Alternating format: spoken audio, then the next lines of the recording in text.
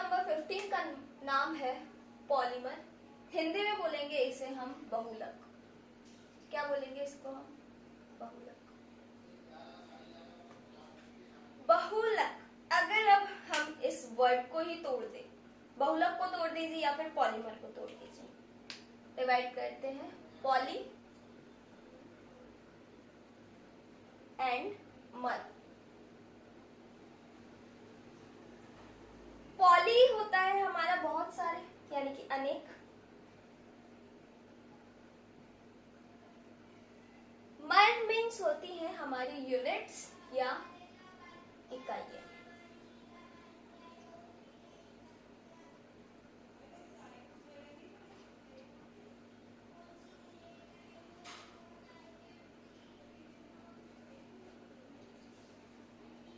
क्या होता है हमारे पॉलीमर का मतलब? पॉली यानी बहुत सारे एंड मर्स मीन्स इकाइयां।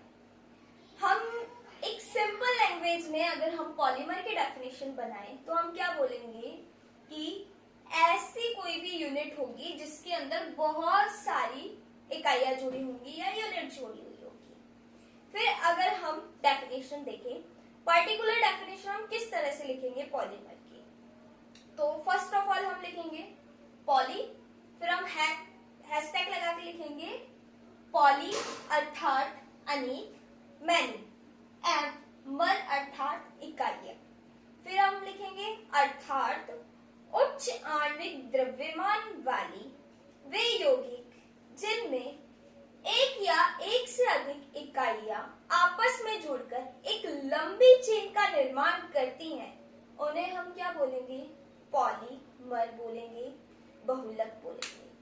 अब ये जो एक इकाई है ना, एक यूनिट है हमारी, इसको हम क्या बोलते हैं बच्चा? मोनोमर। और जो ये मोनोमर है या फिर ये जो पॉलीमर बना है, इसके जो निर्माण की प्रक्रिया है, फॉर्मेशन की जो भी इसकी मेथड है, उसको हम बोलेंगे पॉलीमराइजेशन। क्या बोलेंगे हम? पॉलीमराइजेशन। अब ये किस तरह से होता है? पॉलीमराइजेशन मैं लिख देती हूं।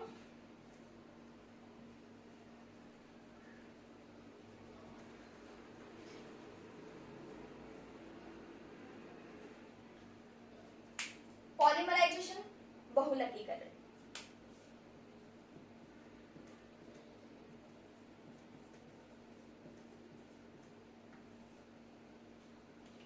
ये होता है। इसके आप शॉर्ट नोट्स बना लीजिएगा, फिर आपको डिस्क्रिप्शन बॉक्स में एक लिंक मिल जाएगा, वहां से आपको पीडीएफ मिल जाएगी चैप्टर के नोट्स की। ठीक है, अच्छे से चैप्टर के नोट्स मिल जाएंगे आपको। अब हम आगे देखते हैं कि ये जो हमारे है पॉलीमर्स हैं, ये किस तरह से मिलके बनते हैं। तो पहले हम इसका जनरल एग्जांपल ले लेते हैं। हमारी आम बोलचाल की भाषा में हम क्या बोलते हैं, फिर हम इसे और अच्छे से डिफाइन कर लेंगे। ठीक है, जैसे कि हमारा कोई भी नायलॉन 6 आपने सुना होगा, और हमारे रेयन आपने सुना होगा, या फिर हमारा कॉटन का फैब्रिक ले लीजिए, कोई भी फैब्रिक ले लीजिए। तो वो फैब्रिक किस तरह से बनता है? हमारे फैब्रिक बन रहा है तो उसके अंदर हमने रेशे लिए हैं, छोटी छोटी इकाइयां ली हैं, यूनिट्स लिए हैं। वो इकाइयां आपस में जुड़कर एक लंबी चेन का निर्माण करती है। कोई भी धागा है, पहले हम छोटा छोटा उसको फॉर्म करते हैं, फिर वो एक लंबे धागे के रूप में हम उसका निर्माण करते हैं, फिर बहुत सारे धागे जुड़ते हैं और एक चेन बनती है। ये जो प्रोसेस है ना हमारी, ये पॉलीमराइजेशन है। ये हमारे पॉलीमर्स है। इसमें एक इकाई को हम मोनोमर बोलेंगे। ठीक है, एक इकाई बोलेंगे। अब हम एग्जाम्पल लेते हैं। एग्जाम्पल पॉलिथीन आपने देखी है, ऐसा कोई होगा नहीं इस टाइम में तो जिसने पॉलिथीन देखी नहीं होगी। पॉलिथीन देखिए ना। अब पॉलिथीन का निर्माण किस तरह से होता है हम उसको देखेंगे। पॉलिथीन की जो हमारा फॉर्मेशन है उसमें कौन सी यूनिट काम में आ रही है हम उसको देखेंगे। पॉलिथीन में हम एथीन लेते हैं। क्या लेते हैं हम? एथीन। एथीन का फॉर्मूला क्या है हमारा? पहले तो थोड़ा सा बेसिक देख लेते हैं। एथ तो कार्बन चेन कितनी होगी हमारी? 2। एथ में क्या होगा?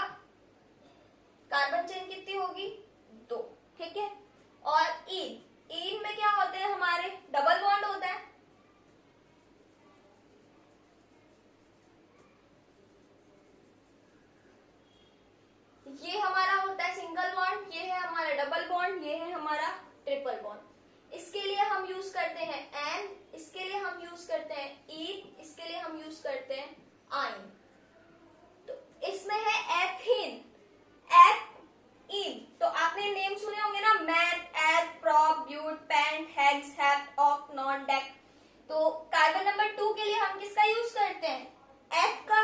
इन के लिए हम किसका यूज करते हैं? इन लगा हुआ है तो डबल बॉन्ड आएगा, यानी कि हमें इस वर्ड से पता चल गया है यहाँ पे 2 कार्बन है और डबल बॉन्ड लगा हुआ होगा। ठीक है, तो 2 कार्बन डबल बॉन्ड। बैलेंसी पूरी करते, कार्बन की बैलेंसी क्या होती है, संयोजकता क्या होती है? 4 होती है। तो 1 2 3 4, 1 2 3 4, मतलब इससे क्या होगी? 2 हाइड्रोजन जुड़ी हुई होगी हमारी। 2 हाइड्रोजन जुड़ी हुई होगी तो हम इसको किस तरह से लिख सकते हैं? CH2 डबल बॉन्ड CH2, ये लिख सकते हैं हम इसे। ये हमारा क्या है? एथीन है। क्या है ये हमारा? एथीन है। पॉलीथीन की प्रक्रिया में, पॉलीथीन निर्माण की प्रक्रिया में जो हम मोनोमर यूनिट यानी कि हमारी एकलक इकाई काम में लेते हैं वो कौन सी है? हमारी एथीन है। अब ये जो हमने एथीन काम में ली है ना, ये क्या करती है? पॉलीमराइजेशन करती है। यानी कि पॉलीमराइजेशन मतलब यहाँ पे सिर्फ हमारा एक ही एटम है एथीन का, एक ही अणु है एथीन का। जब इसके एन अणु आपस में जुड़ जाएंगे ना, एन मतलब बहुत सारे, 100 भी हो सकते हैं, 200 भी, 500 भी, 10 भी हो सकते हैं। ये सारे अणु, इनमें से क्या है? एथीन है। इसमें से हम पॉलीमराइजेशन करेंगे। तो पॉलीमराइजेशन के लिए कुछ कंडीशन चाहिए होती है। पॉलीमराइजेशन के लिए हमें क्या कंडीशन चाहिए होती है? हमें चाहिए होती है जो हमारी O2 है ना, वो उच्च दाब पर हो। क्या हो हमारी O2? उच्च दाब। और टेम्परेचर क्या हो हमारा? हाई। क्या होना चाहिए? हमारा प्रेशर हाई होना चाहिए और हमारा टेम्परेचर हाई होना चाहिए। अगर हमारा प्रेशर हाई है और टेम्परेचर हाई है तो हमारी क्या होगी? पॉलीमराइजेशन की रिएक्शन हो जाएगी। अब पॉलीमराइजेशन की रिएक्शन किस तरह से होगी? तो यहां से हमारा एक बॉन्ड टूट जाएगा और ये जो एन इकाइयां थी ना, ये आपस में जुड़ जाती, यानी कि एक अकेली इकाई थी, ये मान लीजिए एक अकेली इकाई थी, एथीन थी ये, इससे दूसरी एथीन जुड़ जाएगी और इसी से हमारी तीसरी एथीन जुड़ जाएगी और एक लंबा रेशा बन जाएगा। जब हम इसके टाइप्स पढ़ेंगे कि हमारा पॉलीमराइजेशन, बहुलकीकरण कितने प्रकार का होता है और किस तरह से होता है, तो उसमें आपको टाइप्स क्लियर हो जाएंगे कि किस तरह से और क्या होता है। अभी तो हम इतना ही देख रहे हैं, एग्जाम्पल लिखना है हमें कि ये पॉलीमराइजेशन की डेफिनेशन है और एक एग्जाम्पल लिखना है। पॉलीमराइजेशन, ये जो एथीन बनती है ना, ये बनती है जिग्लर-नाटा उत्प्रेरक से, जो कि आपकी ऑर्गेनिक केमिस्ट्री के चैप्टर्स हैं उनके अंदर है कि जिग्लर-नाटा का फॉर्मूला क्या है और किस तरह से बनती है। तो हम इसे वापस पढ़ेंगे उन चैप्टर्स में, तो इसे बहुत अच्छे से देख लीजिएगा आप। नेक्स्ट है हमारा, देखते हैं अभी नेक्स्ट, इसको साफ कर लेते हैं पहले। तो अभी तक हमने देख लिया पॉलीमर्स क्या है, मोनोमर्स क्या है, पॉलीमराइजेशन क्या है, एंड एक एग्जांपल देख लिया हमने एथीन, जिससे कि हमारी क्या बनती है? पॉलीथीन बनती है। नेक्स्ट अब देखते हैं हम नायलॉन 66। क्या देख रहे हैं हम? नायलॉन 66। नायलॉन 66, नायलॉन 66 में हमें 2 इकाइयां होती है, वो दोनों इकाइयां आपस में जुड़ती हैं और उस तरह से हमारा नायलॉन 66 बनता है। क्या होती है वो? एक है हमारी एडिपिक अम्ल, एडिपिक एसिड, और एक है हमारा hexamethylene die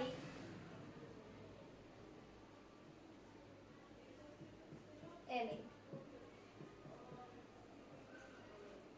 adipic acid का फॉर्मूला लगते हैं हम CH4, CH2 का whole fourth CWH, CWH। Next है हमारा हेक्सामेथिलीन डायमीन, यानी कि हेक्सा यानी कि 6 और मैथिलीन यानी कि मैथिल। तो CH4 CH2 का होल 6, क्योंकि यहाँ क्या है हेक्सा मैथिलीन, मैथिल समूह है हमारा। डाई एमीन, डाई मतलब दो, एमीन, ये आपस में जुड़ती है जब नायलॉन 6 का निर्माण होता है। अब ये आपस में कैसे जुड़ती है, एक वाटर का मॉलिक्यूल इनमें से बाहर निकल जाएगा, बोल सकते हैं अपन रिप्लेसमेंट हो जाएगा, डिस्प्लेसमेंट हो जाएगा या फिर प्रतिस्थापन हो जाएगा। अब यहां से तो एक OH निकाल दो और यहां से एक हाइड्रोजन निकाल दो, एक ही हाइड्रोजन निकाल रहे हैं हम, याद रखना, ज्यादा नहीं लिया हमने, ठीक है। तो यहां से भी निकल जाएगा, तो यहाँ क्या बच जाएगा अपना NH, एक हाइड्रोजन इधर से निकल गया है ना। फिर क्या बचेगा CH2 का होल 6 NH, इधर क्या बच जाएगा अपना C डबल बॉन्ड O, एक O बचेगा, ये किससे जुड़ जाएगा अपना CH2 के होल 4 से, यहाँ पे भी अपना OH निकल जाएगा ना, OH यहाँ से और एक H इधर से, H2 का मॉलिक्यूल निकल गया, तो यहाँ क्या बचेगा C डबल बॉन्ड O, इसको N, यहाँ N क्यों लिखा है मैंने, क्योंकि यहाँ भी N लिखेंगे और यहाँ भी N लिखेंगे। N क्यों लिखेंगे, क्योंकि हम एक ही यूनिट नहीं ले रहे, एक ही यूनिट से थोड़ा हम नायलॉन 6 का रेशा बना सकते हैं, इससे तो सिर्फ एक ही बनेगा, तो क्या पूरा सब कुछ थोड़ा ना कंप्लीट हो जाएगा। यहाँ पे हम बहुत सारी यूनिट ले रहे हैं, बहुत सारी यूनिट्स मिलके नायलॉन 6 बनाएंगी। फर्स्ट ऑफ ऑल तो आपसे पूछ सकता है, एक मार्क्स का क्वेश्चन पूछेगा, नायलॉन 6 के फॉर्मेशन में, निर्माण में कौन सी इकाइयां मोनोमर्स यूनिट्स काम में आती है, तो आप सिर्फ लिख देंगे hexamethylene diamine and adipic acid, adipic अम्ल। लेकिन अगर आपसे क्वेश्चन पूछता है नायलॉन 6 के निर्माण की प्रक्रिया को समझाइए, तब आपको लिखना है दो इकाइयां काम में आती हैं, दो मोनोमर यूनिट है, दोनों की स्ट्रक्चर लिखनी है, फिर H2 का मॉलिक्यूल बाहर निकालना है हाई टेम्परेचर पे, टेम्परेचर भी देंगे बेटा यहाँ पे। फिर ये अपना क्या बच गया नायलॉन 6, तो आप यहाँ लिखेंगे नायलॉन 6। अब ये हमारा नायलॉन 6 बन गया। फिर उसके नीचे आप लिखेंगे नायलॉन 6 के उपयोग या यूजेस डाल के पॉइंट डाल देंगे। अब नायलॉन 6 का यूज हम कहाँ करते हैं वो सब लिखेंगे। नायलॉन 6 हमारे पास भी वापस आएगा, वहां हम यूजेस के बारे में करेंगे। नेक्स्ट हम एक और एग्जांपल देखते हैं। हमारा नेक्स्ट एग्जांपल है पीवीसी। पीवीसी के बारे में सुना है किसी ने? ये भी अच्छा एग्जांपल है।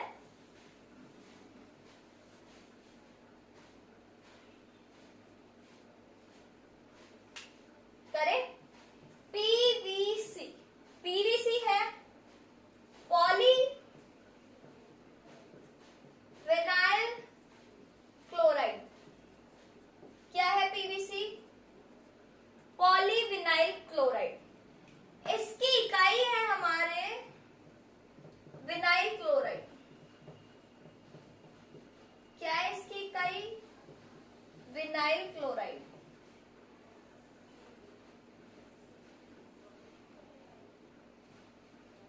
अब मैं आपको विनाइल क्लोराइड की स्ट्रक्चर बना के दिखाती हूँ। ये हमारा CH2 double bond CH2 and Cl, ये हमारा विनाइल क्लोराइड है। इसकी N इकाइयां जुड़ती है। फिर हम वही O2 उच्च दाब एंड टेम्परेचर तापमान लेते हैं, तो ये N इकाइयां आपस में जुड़ जाती हैं।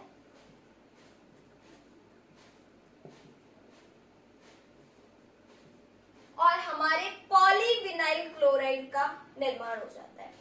अब पॉलीविनाइल क्लोराइड आपने बहुत अच्छे से देखा है घरों में एट प्रेजेंट टाइम पे, तो हाँ, लेकिन जो पुराने घर है उनमें तो क्या होता था कि अपन लोहे के पाइप लगाते थे, लेकिन आजकल घर में जो भी जितनी भी फिटिंग होती है वहां पे हम मोटे मोटे पाइप यूज करते हैं व्हाइट कलर के, है ना।